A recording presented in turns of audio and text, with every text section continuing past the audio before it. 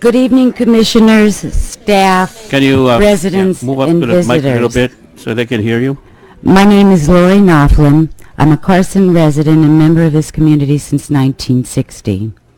Founder and volunteer with Carson Connected. I'll be speaking a little on the history of Carson. I keep hearing Carson's history being told from the early 1920s.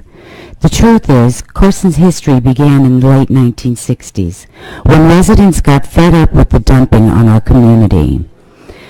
I myself witnessed explosions, leaks, and spills all during a time when drilling was at a minimum.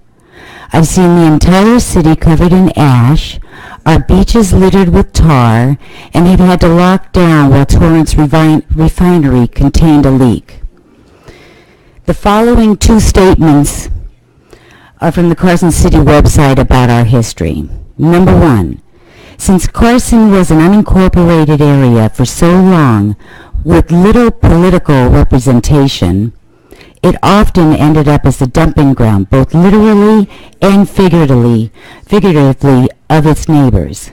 By the time Carson finally incorporated as a city in 1968, its landscape was pockmarked with dozens of refuse dumps, landfills, and auto dismantling plants, which none of its neighbors would have in their own cities. Number two, but the city has had to fight long and hard to surmount those initial hardships, which still act as a hurdle to the city's progress. For instance, many of the prime building sites in the city have previous history as landfills or former refineries.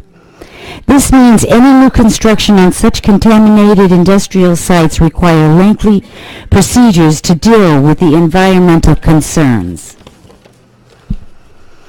I'm asking you this evening to abide by the purpose and the history of the city of Carson, reject this incomplete draft environmental report, and send a recommendation to City Council to stop the assault on the residents and city of Carson, and that you request a ban on all drilling activity in order all contamination be identified and cleaned up. Thank you, Ms. Noflin.